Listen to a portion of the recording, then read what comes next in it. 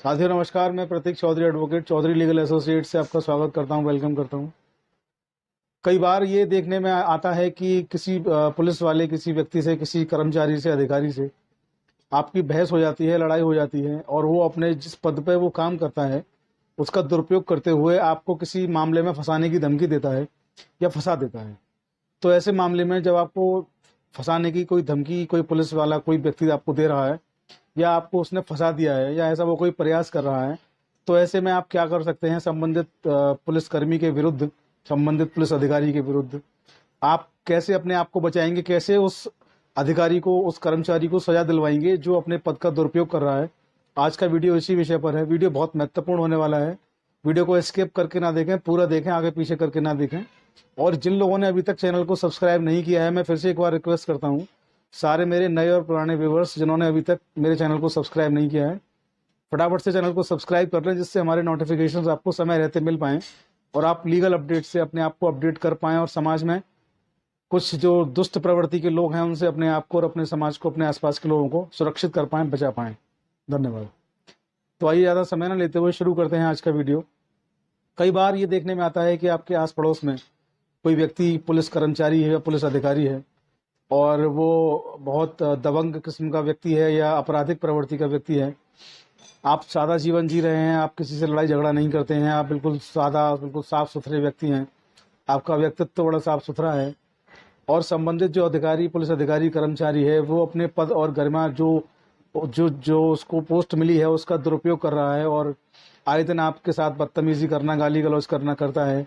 और जब आप उसका विरोध करते हैं तो वो सीधे सीधे आपको ये कहता है कि किसी झूठे मुकदमे में फंसा दूंगा और आप उससे डर जाते हैं। और कई बार ये होता है कि वो आपको झूठे मुकदमे में फंसा भी देता है, तब भी आप डर की वजह से कुछ नहीं कह पाते हैं।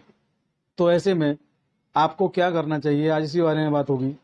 तो सबसे पहले मैं आपको बता दूं कि कोई भी पुलिस कर्मचारी हो या अधिकारी हो, वो अपनी जो उनकी वर्दी होती है, मैं सारे पुलिस वालों, जो पुलिस वाले हैं उनकी बात नहीं कर रहा हूँ। यहाँ पर जो कुछ अच्छे पुलिसमैन हैं मैं उनको सैल्यूट करता हूँ, उनको प्रणाम करता हूँ, लेकिन मैं यहाँ बात कर रहा हूँ कुछ गंदे व्यक्तित्व के पुलिस वालों के बारे में, जो भ्रष्ट हैं, जिनका आचरण भ्रष्ट है और जो अपने पद की जो पोस्ट है, जो उस पोस्ट में इतने अंधे हो चुके हैं कि उनको लगता नहीं कि उनके ऊपर भी कोई है या उनके आगे भी कानून नाम की चीज़ कोई रह जाती है। अपने आप को संविधान, अपने आप को आईपीसी, अपने आप को न्यायालय मानने वाले ऐसे भ्रष्ट अधिकारियों के विरुद्ध मैं आपको बताऊंगा क्या करना है। तो आप जब भी ऐसा कुछ होता है तो उन लोगों को ये लगता है कि आप कोई कार्रवाई नहीं करेंगे, आप डर जाएंगे, और आपको कहीं ना कहीं इस चीज़ का भय दिल में रहता है कि संबंधित व्यक्ति तो पुलिस वाला, कर्मचारी है या अधिकारी है, इसके विरुद्ध मैं शिकायत कहाँ करूँ? क्योंकि मैं कहीं भी शिकायत करने जाऊँगा तो पुलिस पुलिस भाई भाई, तो मेरी शिकायत तो कोई लेगा नहीं, क्योंकि जो पुलिस वाले हैं इनकी वर्दी, कहते हैं ना, वर्दी वर्दी को बचाती है, तो वो तो वर्दी है, उनको वर्दी बचाएगी, मेरी रिपोर्ट कहाँ लिखी जाएगी? तो ऐसे में सबसे पहले क्या है कि आपको ये पता होना चाहिए कि संबंधित व्यक्ति जो है वो किस प्रकार का, किस श्रेणी का अपराध कर रहा है। अगर आप उसके अपराध के नेचर को जान जाएंगे, आप ये समझ पाएंगे कि उसने आईपीसी के किस सेक्शन का वायलेशन किया है, उसने किस जगह पर किस तरह का उसने अपराध किया है, तब आप उसको कोर्ट्स के द्वारा या पुलिस अधिकारियों या पुलिस ऑफिशियल्स के द्वारा जा करके आप उसकी शिकायत करके उसको आप सजा दिलवा सकते हैं। तो सबसे पहले यहाँ जो बेसिक कॉन्सेप्ट है वो ये है कि आपको ये पता होना चाहिए कि उसका जो अपराध है वो किस कैटेगरी का है, उसने किस सेक्शन का अपराध किया है।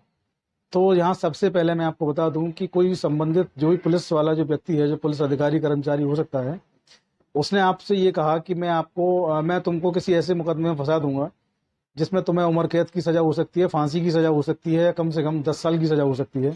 दूसरे शब्दों में मैं कहूँ तो मैं आपको जो है 302 आईपीसी में या 376 बलात्कार अटेम्प्ट में या बलात्कार में या डकैती में या ऐसी किन्हीं धाराओं में जिनमें सजा 10 साल कम से कम है, मैं ऐसे किसी मामले में तुम्हें फंसा दूंगा। तो यहाँ पर उस व्यक्ति ने जो है आईपीसी की धारा 388 का वायलेशन किया है, और अगर वो व्यक्ति आपके ऊपर ये चीज़ें लगा देता है, आपके विरुद्ध रिपोर्ट दर्ज करवा देता है और आपको जेल में बंद कर देता है या आपको पुलिस कस्टडी में, थाने में बंद कर देता है और एफआईआर दर्ज कर देता है इन चीज़ों को लेकर के, और आपसे जो है आपको छोड़ने के एवज में जो है रकम की मांग करता है, धन की मांग करता है, तो ये माना जाएगा कि ऐसा व्यक्ति जो धन की मांग कर रहा है उसने आईपीसी का सेक्शन 389 जो है उसका वायलेशन किया है, उसके अंतर्गत वो अपराधी है। और इन दोनों ही सेक्शंस में जो भी व्यक्ति होगा, जो अधिकारी हो, कर्मचारी हो, उसको कम से कम 10 साल की सज़ा होना उसको लाजमी है, उसको 10 साल की सज़ा होगी ही होगी। यहाँ मैं एक चीज़ और आपको बता दूं कि इस संबंधित कर्मचारी या अधिकारी ने जब ये दोनों जो धाराएं हैं इनका वायलेशन किया है, तो उसने कुछ और वायलेशन भी इनके साथ में किए हैं। उसने अपने जो उसका पद है, उसकी जो गरिमा है, उसका ध्यान नहीं रखा और अपने पद के विपरीत जाके पद का दुरुपयोग उसने किया है। इसके लिए उसको आईपीसी सेक्शन 166 और सेक्शन 166A का भी उसने अपराध किया है। 166 में 1 साल के लिए और 166 में 2 साल के लिए उस संबंधित कर्मचारी अधिकारी को सजा हो सकती है। इसके साथ ही सेक्शन 220 आईपीसी का भी उसने अपराध किया। इन चीज़ों को लेकर के उसने जो एविडेंस उसने जो बनाए हैं, तो इन चीज़ों को लेकर के भी जो आपके विरुद्ध उसने कार्रवाई की है, तो आईपीसी सेक्शन 220 के अंतर्गत भी वो अपराधी है और उसको कम से कम 3 साल की सजा 220 में भी उसको होना लाजमी है। तो सबसे पहले आप क्या करें, आप डरें नहीं, आप घबराएं नहीं, आप सबसे पहले पुलिस स्टेशन जाएं, संबंधित अधिकारी के विरुद्ध एफआईआर दर्ज करवाएं। अगर एफआईआर दर्ज नहीं होती है तो आप न्यायालय जाएं, वहां सेक्शन 156(3) सीआरपीसी के तहत आप अपनी रिपोर्ट को न्यायालय से दर्ज करवाएं। न्यायालय जो है पुलिस अधिकारियों को एफआईआर दर्ज करने का आदेश जारी करता है सेक्शन 156(3) में सीआरपीसी में। आप वहां कोर्ट में जाकर के कोर्ट की शरण ले सकते हैं, एफआईआर दर्ज करवाएं और पुलिस जो अधिकारी हैं, वरिष्ठ पुलिस अधिकारी हैं, वहां आप अपनी रिपोर्ट दर्ज करवाएं।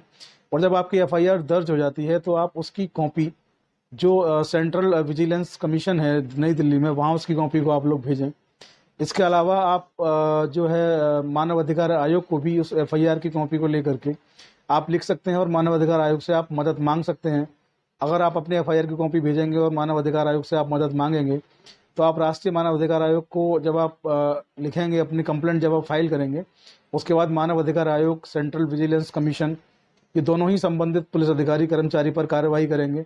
और संबंधित जो पुलिस की भी एक अलग से एक टीम होती है पुलिस अधिकारियों के विरुद्ध कार्रवाई करने के लिए प्रदेश लेवल पर, वहाँ उनकी टीम जो है, उनका जो कमीशन नहीं कह सकते उसको, लेकिन उनकी जो टीम है वहाँ पे आपको अपने प्रदेश के मुख्यालय जाना होगा, वहाँ भी लिखित रूप में उस टीम को उनकी शिकायत देनी होगी संबंधित पुलिस कर्मियों की, वे भी उस पर कार्रवाई करेंगे। संबंधित पुलिस कर्मचारी हो या अधिकारी हो, बच नहीं पाएंगे। अगर कानून का दुरुपयोग करते हैं, पद और गरिमा का दुरुपयोग करते हैं, तो निश्चित तौर पे मैं आपको बता देना चाहता हूं कि वो जेल जाएंगे, एफआईआर होगी और वो जेल भी जाएंगे।